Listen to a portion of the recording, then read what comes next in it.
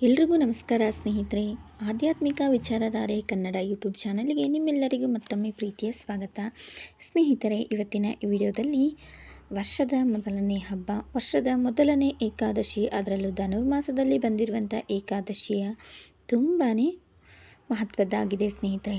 ಈ ಏಕಾದಶಿಯನ್ನು ನಾವು ಯಾಕೆ ಆಚರಣೆ ಮಾಡಬೇಕು, ಹಾಗೆ ಏಕಾದಶಿ ಯಾವ ದಿನ ಇದೆ, ಏಕಾದಶಿ ವ್ರತಕಥೆ ಏನು, ಉಪವಾಸದ ನಿಯಮವೇನು, ಏಕಾದಶಿ ತಿಥಿ ಯಾವಾಗ ಪ್ರಾರಂಭವಾಗಿ ಯಾವಾಗ ಮುಕ್ತಾಯವಾಗುತ್ತದೆ, ವೈಕುಂಠ ಏಕಾದಶಿಯನ್ನು ಪುತ್ರದ ಏಕಾದಶಿ ಅಂತ ಯಾಕೆ ಕರೀತಾರೆ, ಮತ್ತು ಈ ಒಂದು ಏಕಾದಶಿಯ ಮಹತ್ವವೇನು, ಇವತ್ತಿನ ಈ ವಿಡಿಯೋದಲ್ಲಿ ಸಂಪೂರ್ಣವಾಗಿ ಎಲ್ಲವನ್ನು ತಿಳಿಸ್ಕೊಡ್ತೀನಿ ಸ್ನೇಹಿತರೆ. ಯಾರೂ ಸಹ ವಿಡಿಯೋವನ್ನು ಸ್ಕಿಪ್ ಮಾಡಬೇಡಿ, ಪೂರ್ತಿಯಾಗಿ ನೋಡಿ. ವಿಡಿಯೋ ಇಷ್ಟ ಆದರೆ ಲೈಕ್ ಮಾಡಿ, ಹಾಗೂ ಹೊಸಬ್ರು ಯಾರಾದರೂ ನನ್ನ ಚಾನಲನ್ನು ನೋಡ್ತಾ ಇದ್ದರೆ ಪ್ಲೀಸ್ ದಯವಿಟ್ಟು ಸಬ್ಸ್ಕ್ರೈಬ್ ಮಾಡಿಕೊಂಡು ಸಪೋರ್ಟ್ ಮಾಡಿ ಸ್ನೇಹಿತರೆ. ಈಗ ಮೊದಲಿಗೆ ವೈಕುಂಠ ಏಕಾದಶಿಯ ವ್ರತಕಥೆ ಏನು ಅನ್ನೋದನ್ನು ಒಂದು ಸಣ್ಣ ಕಥೆ ಮುಖಾಂತರ ತಿಳ್ಕೊಳ್ಳೋಣ ಬನ್ನಿ ಸ್ನೇಹಿತರೆ. ಈ ಒಂದು ಏಕಾದಶಿಯನ್ನು ವೈಕುಂಠ ಏಕಾದಶಿ, ಮೋಕ್ಷದ ಏಕಾದಶಿ ಮತ್ತು ಪುತ್ರದ ಏಕಾದಶಿ ಅಂತ ಕರೀತಾರೆ ಸ್ನೇಹಿತರೆ. ಈ ವೈಕುಂಠ ಏಕಾದಶಿಗೆ ಮೋಕ್ಷದ ಮತ್ತು ಪುತ್ರದ ಅನ್ನುವ ಹೆಸರು ಯಾಕೆ ಬಂತು ಅನ್ನೋದನ್ನು ಒಂದು ಸಣ್ಣ ಕಥೆ ಇದೆ ಸ್ನೇಹಿತರೆ. ಆ ಕಥೆಯನ್ನು ತಿಳ್ಕೊಂಡು ಬರೋಣ ಬನ್ನಿ ಸ್ನೇಹಿತರೆ. ಒಬ್ಬ ರಾಜನು, ವೈಖಾನಸ ಎಂಬ ರಾಜ ಚಂಪಕನಗರವನ್ನು ಆಳ್ತಿರ್ತಾನೆ ಸ್ನೇಹಿತರೆ. ಅವನ ಪತ್ನಿ ಶೈಬ್ಯೆ.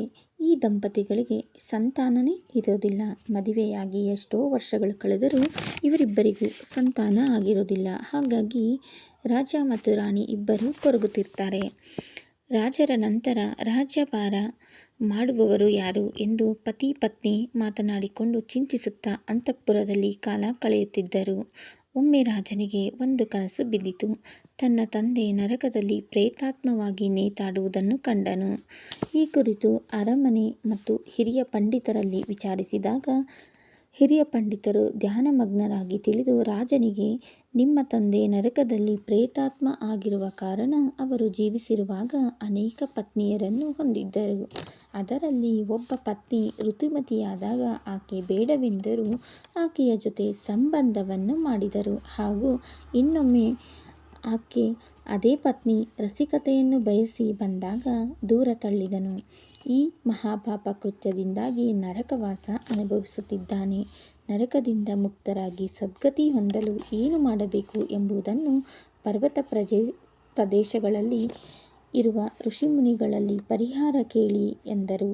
ಆಗ ರಾಜನು ಕುದುರೆ ಹತ್ತಿ ದಟ್ಟ ಅರಣ್ಯದತ್ತ ಹೊರಟನು. ಅಲ್ಲಿ ಪಶು ಪಕ್ಷಿಗಳೆಲ್ಲ ತಮ್ಮ ಸಂತಾನದೊಂದಿಗೆ ಸಂತೋಷವಾಗಿ ಜೀವಿಸುತ್ತಿರುವುದನ್ನು ಕಂಡು ತನಗೆ ಆ ಭಾಗ್ಯವಿಲ್ಲ ಎಂದುಕೊಂಡನು. ಮುಂದೆ ಹೋದಂತೆ ಹಸಿವು ನೀರಾಡಿಕೆಯಾಗಿ ಎಲ್ಲಿಯಾದರೂ ಋಷ್ಯಾಶ್ರಮ ಇರುವುದೇ ಎಂದು ಹುಡುಕುತ್ತಾ ಹೋದಾಗ ಮುಂದೆ ಒಂದು ಸುಂದರವಾದ ಸರೋವರ ಕಾಣಿಸಿತು. ಅಲ್ಲಿ ಕೆಲ ಋಷಿ ಮುನಿವರಿಯರು ಸ್ನಾನ, ಜಪ, ತಪ, ಧ್ಯಾನಗಳಲ್ಲಿ ಮಗ್ನರಾಗಿದ್ದರು. ರಾಜನು ಸಹ ಅಲ್ಲಿ ಹೋಗಿ ಅವರ ಮುಂದೆ ಕೈ ಮುಗಿದು ನಿಂತನು. ಮುನಿಗಳು ರಾಜನನ್ನು ಕಂಡು, ರಾಜ, ನೀನೇಕೆ ಇಲ್ಲಿಗೆ ಬಂದಿರುವೆ? ನಿನ್ನ ಮನದ ದುಗುಡವೇನು ಎಂದು ಪ್ರಶ್ನಿಸಿದಾಗ ರಾಜ ಹೇಳಿದ, ಮುನಿಗಳೇ, ತಾವೆಲ್ಲ ಯಾರು ಏಕಾಂಗಿಯಾಗಿ ಇಲ್ಲಿ ಇದ್ದೀರಿ ಎಂದು ಕೇಳಿದಾಗ ಅವರು ಹೇಳಿದರು, ನಾವು ಒಟ್ಟು 10 ಜನ. ನಮ್ಮನ್ನು ವಿಶ್ವದೇವತೆಗಳು ಎನ್ನುತ್ತಾರೆ ಎಂದು ಹೇಳಿದರು. ಧರ್ಮ ಎಂಬ ಮುನಿಯ ಮಕ್ಕಳು, ದಕ್ಷನ ಪುತ್ರಿ ವಿಶ್ವ ನಮ್ಮ ತಾಯಿ. ನಮ್ಮ ಹೆಸರು ಪೃಥು, ದಕ್ಷ, ವಸು, ಸತ್ಯ, ಕಾಲಕಾಲ, ಮುನಿ, ಕುರಜ, ಮನುಜ, ವಿರಜ, ರೋಚಮಾನ ಎಂದು ನಾವೆಲ್ಲರೂ ಈ ಪುಷ್ಯ ಮಾಸದ ಪುತ್ರದ ಏಕಾದಶಿ ನಿಮಿತ್ತ ಸ್ನಾನಕ್ಕಾಗಿ ಇಲ್ಲಿಗೆ ಬಂದಿದ್ದೇವೆ. ಇನ್ನು 5 ದಿನ ಇಲ್ಲಿಯೇ ಇರುತ್ತೇವೆ ಎಂದರು. ರಾಜನು ಹೇಳಿದ, ಮುನಿಗಳೇ, ನನ್ನ ತಂದೆ ನರಕದಲ್ಲಿ ಪ್ರೇತಾತ್ಮವಾಗಿದ್ದಾರೆ.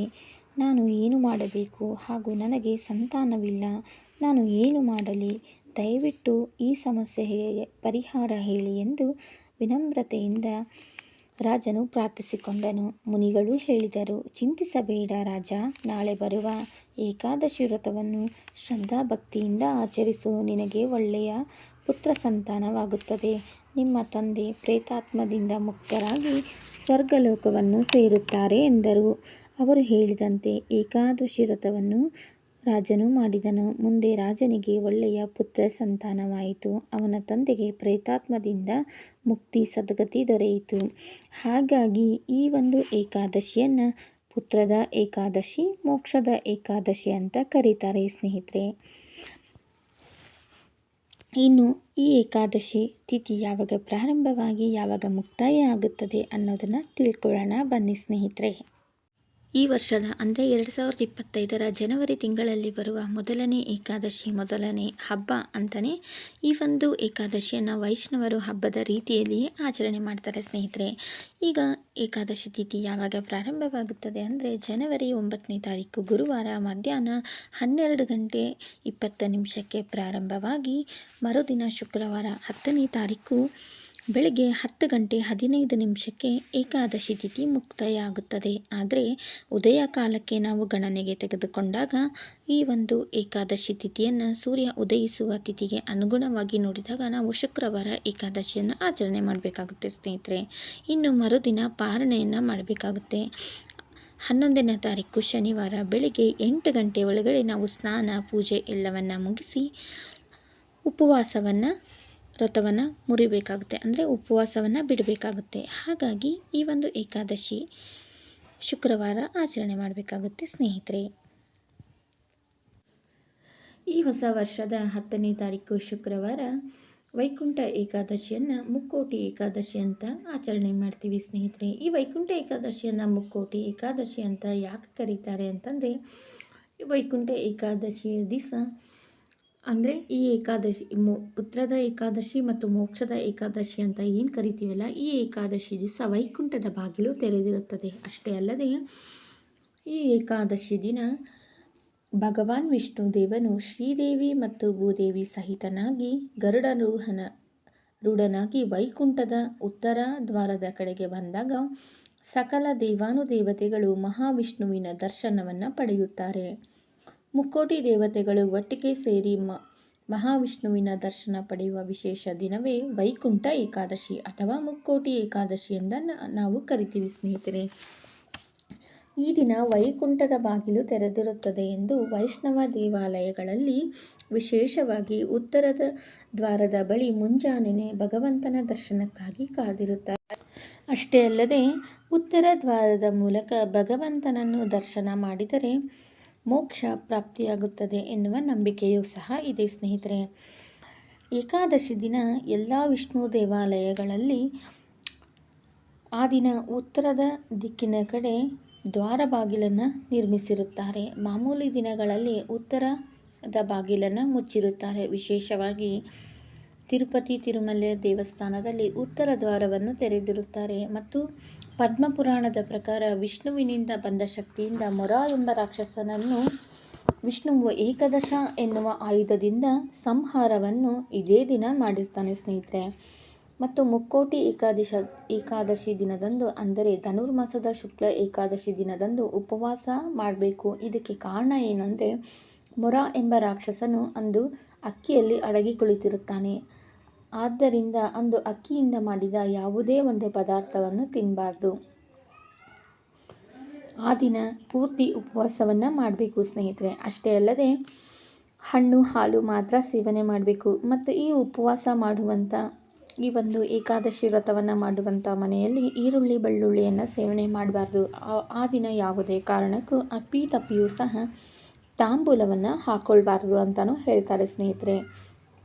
ಅಷ್ಟೇ ಅಲ್ಲದೆ ಈ ಮುಕ್ಕೋಟಿ ಏಕಾದಶಿ ದಿನ ಹಾಲಾಹಲ ಅಮೃತ ಎರಡೂ ಸಹ ಹುಟ್ಟಿದ್ದು ಇದೇ ದಿನ. ಈ ಏಕಾದಶಿ ದಿನವೇ ಶಿವನು ಹಾಲಾಹಲವನ್ನು ನುಂಗಿದನು. ಅಷ್ಟೇ ಅಲ್ಲದೆ ಮಹಾಭಾರತದ ಯುದ್ಧದಲ್ಲಿ ಭಗವದ್ಗೀತೆಯನ್ನು ಶ್ರೀಕೃಷ್ಣನು ಅರ್ಜುನನಿಗೆ ಉಪದೇಶಿಸಿದ್ದು ಸಹ ಇದೇ ದಿನ ಎನ್ನುವ ನಂಬಿಕೆ ಇದೆ. ಇನ್ನು ಅಷ್ಟೇ ಅಲ್ಲದೆ ಭೀಷ್ಮಾಚಾರ್ಯರು ವಿಷ್ಣು ಸಹಸ್ರನಾಮವನ್ನು ಸಹ ಇದೇ ದಿನ ಪಠಣೆಯನ್ನು ಮಾಡಿದರು ಅನ್ನುವ ನಂಬಿಕೆ ಮತ್ತು ಪುರಾಣಗಳಲ್ಲಿ ಉಲ್ಲೇಖವೂ ಸಹ ಇದೆ ಸ್ನೇಹಿತರೆ.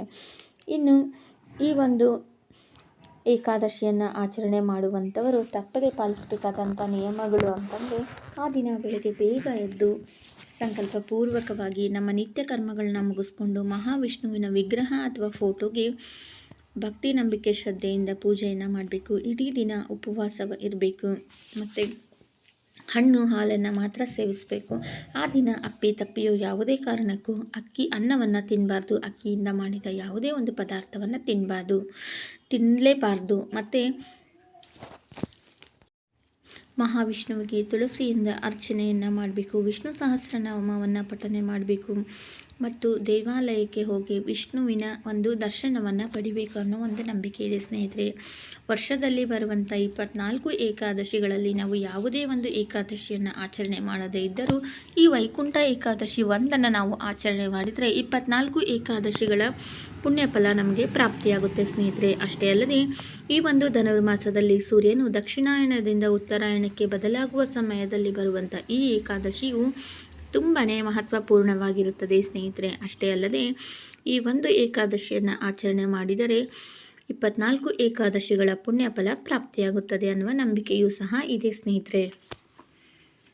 ತಿಳ್ಕೊಂಡ್ರಲ್ಲ ಸ್ನೇಹಿತರೆ, ಏಕಾದಶಿಯ ಮಹತ್ವವೇನು, ವ್ರತಕಥೆ ಏನು, ಉಪವಾಸದ ನಿಯಮವೇನು, ಏಕಾದಶಿ ತಿಥಿ ಯಾವಾಗ ಪ್ರಾರಂಭವಾಗಿ ಯಾವಾಗ ಮುಕ್ತಾಯ ಆಗುತ್ತದೆ ಅನ್ನೋದನ್ನು ಇವತ್ತಿನ ಈ ವಿಡಿಯೋದಲ್ಲಿ ಸಂಪೂರ್ಣವಾಗಿ ನನಗೆ ಗೊತ್ತಿರುವಷ್ಟು ಮಾಹಿತಿಯನ್ನು ಶೇರ್ ಮಾಡಿದ್ದೀನಿ ಸ್ನೇಹಿತರೆ. ಈ ವಿಡಿಯೋ ನಿಮಗೆ ಉಪಯೋಗವಾಗಿದೆ ಅಂತ ಭಾವಿಸ್ತಾ ಮತ್ತೊಂದು ವಿಡಿಯೋದೊಂದಿಗೆ ಮತ್ತೆ ಸಿಗ್ತೀನಿ. ವಿಡಿಯೋ ನೋಡಿದ್ದಕ್ಕೆ ಎಲ್ಲರಿಗೂ ತುಂಬ ಹೃದಯದ ಧನ್ಯವಾದಗಳು ಸ್ನೇಹಿತರೆ.